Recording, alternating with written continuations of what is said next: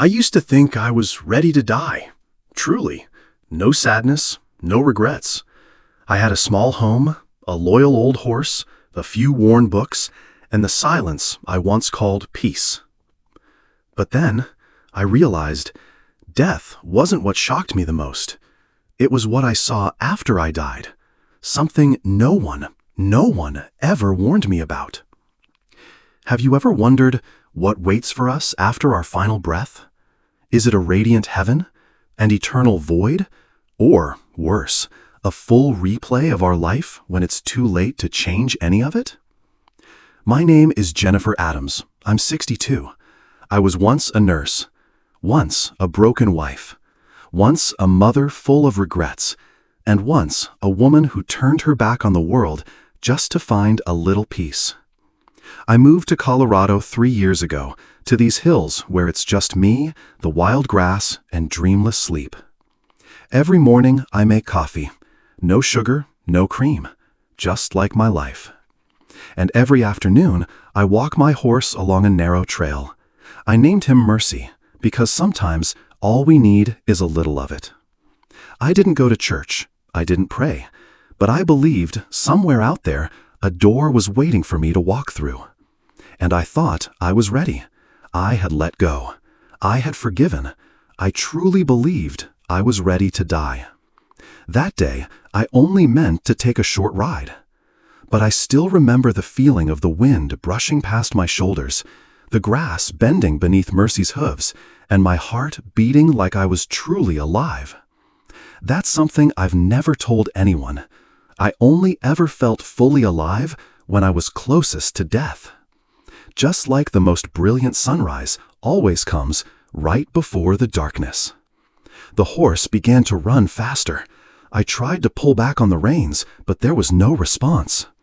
The wind turned into a scream. The ground swelled and rolled beneath us, and the grass, sharp as blades, cut through the air like a warning. And in that moment, I knew I was no longer in control. I was flying through the air, but I never hit the ground. I didn't fall. I simply disappeared into a space soft as velvet, dark as ink, with no beginning and no end. And then I saw myself, a different me, the one that had died. Sometimes, to understand the meaning of life, you have to step outside of it. But that was only the beginning, because what I saw next, it wasn't heaven, and it wasn't hell. It was my life laid bare, no excuses, staring straight back at me. And you won't believe this. The thing I regretted the most was something so small, I once thought it meant nothing at all. I didn't feel the impact. There was no sound of a horse crying out, no rush of wind, no sickening crack of bone like I had always imagined. No pain, no burning, no scream. Just a strange silence. So silent, it terrified me. Then I realized I wasn't there anymore. Not the me on the ground, not the one in the saddle, not the woman riding through the open field. I was drifting. Not upward, not downward, just drifting. There was no time, no direction, no place to hold on to. I became something, invisible, yet fully aware that I still existed. I saw a darkness, smooth and soft, like black velvet. But it wasn't the kind of darkness you find at night. It was deeper, as if the entire world had been swallowed whole. And amid that vast nothingness, I had the strange sense that I was entering into myself. I couldn't explain it, but I knew one thing. I had died. I knew it was certainly, as I know the sun will rise. No one had to tell me. No proof was needed. I just knew. And that's when fear started to creep in. Not because of death, but because of what came after. It wasn't death that scared me. It was the fact that I was nothing. No skin, no name, no familiar habits like sipping coffee in the morning or tucking my hair behind my ear when the wind blew. The little things, the ones you never think matter until they're gone, and you realize they were you. I couldn't see my hands or feet, but I saw a mass of light hovering in front of me like a brilliant crack in the darkness. It wasn't blinding, it wasn't warm, it wasn't cold, but it called to me. I moved closer, or maybe I was being drawn in. And then I began to see. Not the afterlife, not angels, not the bridge of light people always talk about. I saw me. My entire life unfolded like a slow-motion film, but it wasn't playing in front of me. It was playing through me. I didn't just remember each moment, I felt them, as if I were reliving every second. I saw myself at 6 years old, hiding my little brother under the table just so I could claim the last piece of cake. That feeling petty, awkward, washed over me exactly as it had back then. Then I saw my mother ill, but still smiling every time I entered the room. And I, too caught up in a new romance, I forgot to call her back. I saw the arguments with my ex-husband, how I tried so hard to be right instead of trying to understand. I saw his eyes when I said, "I'm tired," and walked out, never looking back. I saw my daughter, at 14, quietly rewashing the laundry I'd left in the machine because I was working an 18-hour shift. I saw myself in every single action, even the smallest ones.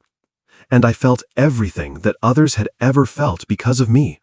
The love, the hurt, the moments I caused pain, even if it was just a cold glance, a withheld word. I began to cry, not out of guilt, but because I realized I had lived a life so much smaller than it could have been if only I had learned to love sooner. I had always believed I was a good person, that I lived well, harmed no one, held no grudges, and stayed clear of darkness. But in this space, I finally saw the truth. Not causing harm doesn't mean you've truly lived. I had existed, but I had never dared to love with my whole heart. Never dared to say I'm sorry while I still had the chance. Never dared to hold someone longer than what felt appropriate. And now, I had no more chances left. I started to scream, not with sound, but with energy. I wanted to go back. I wanted to hold my daughter. I wanted to write my mother a letter. I wanted to call that old friend I once pushed away with careless words, just to say, "I'm sorry I disappeared." But apologies, in this place, no longer reached anyone. All I could do was feel the weight of it and swallow the regret like fire consuming my soul from the inside out. And then, in the middle of that despair, a voice rose. Not from anywhere around me, but from within me. You weren't created to be perfect. You were created to learn how to love within that imperfection. That sentence cut like a blade, but not to wound. It was the kind of blade that slices open the truth. I had always demanded perfection from myself and from others. I punished myself for every mistake, and I quietly walked away from relationships because I didn't know how to forgive. Maybe I needed to forgive myself first. Maybe death isn't the end. Maybe it's a mirror. The only mirror that doesn't distort your reflection. Where do you see yourself? Without the makeup, without the mask, without the lies. I kept drifting through that space, every memory, every lesson drilling deep into me, no escape. Until I saw them again. The one I lost more than 40 years ago. And that silent conversation saved my soul. You won't believe who showed up in that moment to welcome me. I thought I was ready to face it all, the memories, the regret, the sharp thorns of remorse piercing through my spirit. But I wasn't ready for what was about to happen. I thought I had remembered everyone. I thought I had seen every mistake. But there was one thing I had buried so deep, even I had forgotten it existed. She came from a soft light in the distance. No sound, no footsteps, no anger, no blame. She just stood there. And the way the light wrapped around her tiny frame took my breath away. I knew instantly. Emily. I never thought I would see her again. Not here. Not like this. A 7-year-old girl with honey-colored curls, eyes that always seemed to carry sunlight, and a laugh like tiny wind chimes dancing in the breeze. Emily wasn't my daughter. She was my little sister. She died nearly 50 years ago. I was only 13. She was 7. It happened during a school picnic, a drowning accident. I can still hear my mother's screams, the way her voice broke as if her soul had been torn in two. And me, I just stood there. I didn't cry. I only felt relief. It's something I had never admitted to anyone, not once. I was jealous of her, and I felt guilty for the relief that followed. So I locked that memory away, sealed it inside an invisible box, and buried it deep in the corners of my mind, never to be opened again. Until now. Emily stepped closer. She didn't say a word, but I heard her in my heart. You're not the only one who's ever felt that way. And you don't have to punish yourself forever for it. You didn't abandon me. You were just a child. I understand. I began to tremble, and then I broke down, not in tears that gently wet the cheeks, but in the kind of crying that feels like your entire body is melting from a grief too long buried. I fell to my knees, or maybe it was my soul that knelt, not in guilt, not in shame, but before something far greater than blood or memory or even love. It was greater than forgiveness. It was absolute understanding. I no longer carried guilt. What I had been carrying, it was a pain that had never been given a name. And Emily, she named it for me.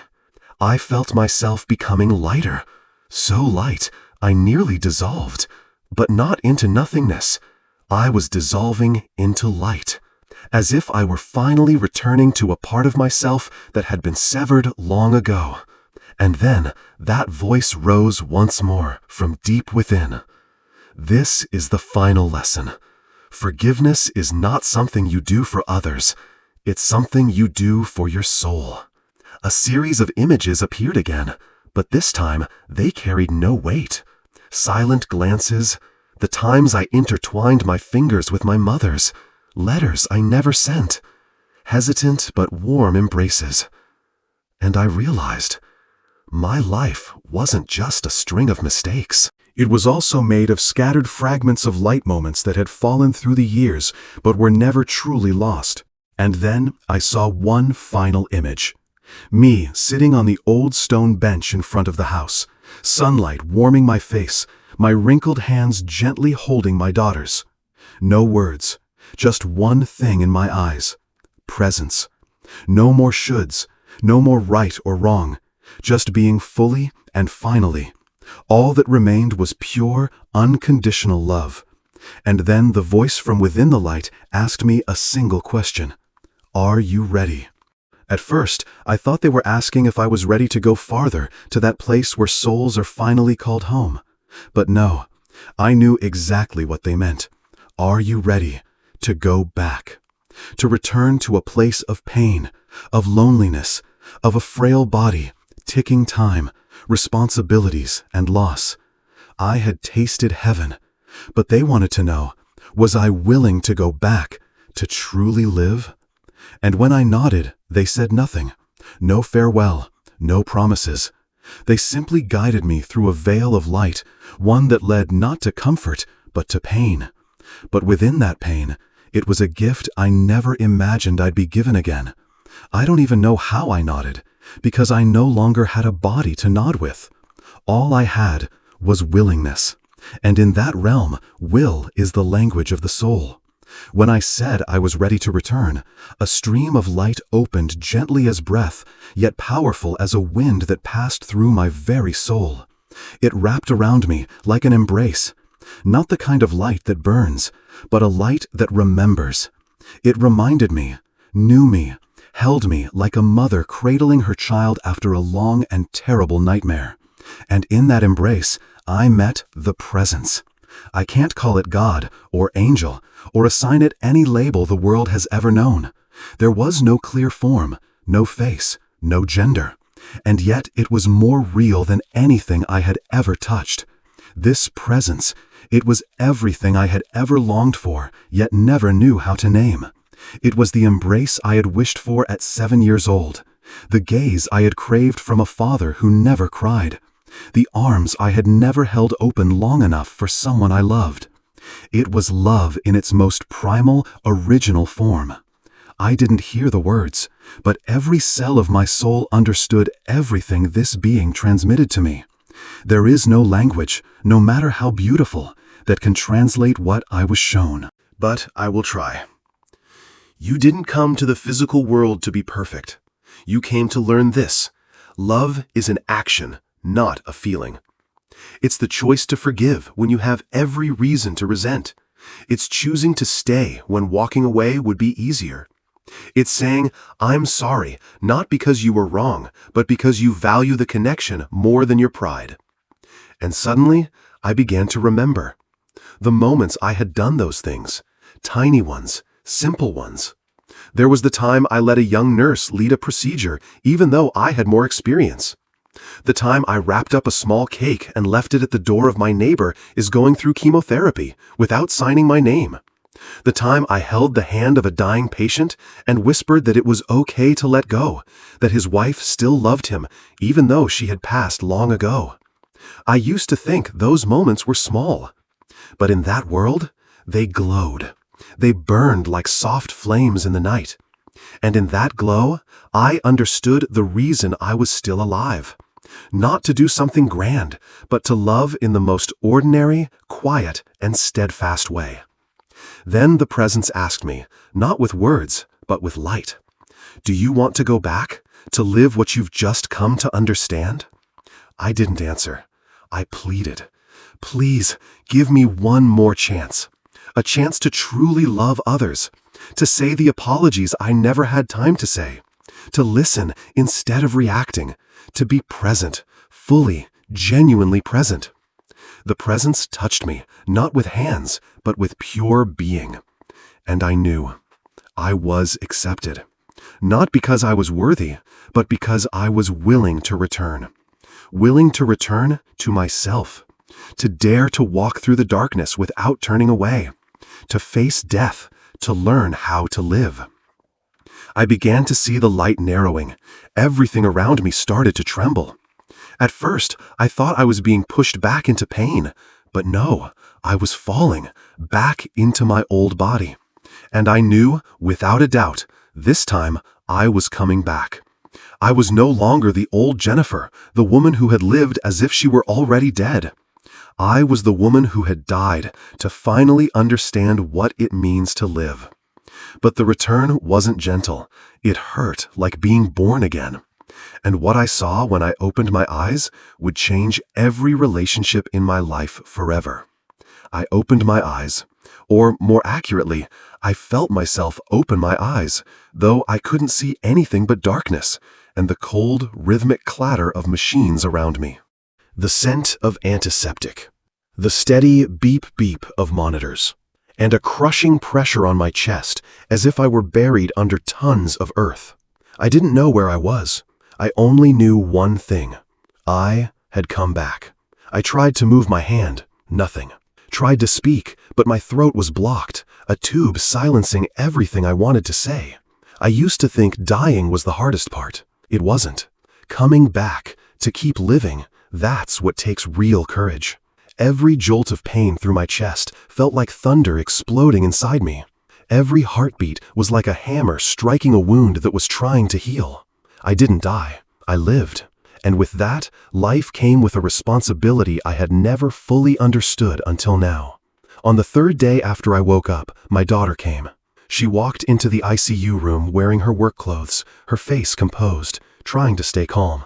But I could see it, the red rims around her eyes. I never imagined that one day I would feel grateful just to look at my daughter's face again. She sat down beside me and took my hand so gently, as if touching the wing of a butterfly.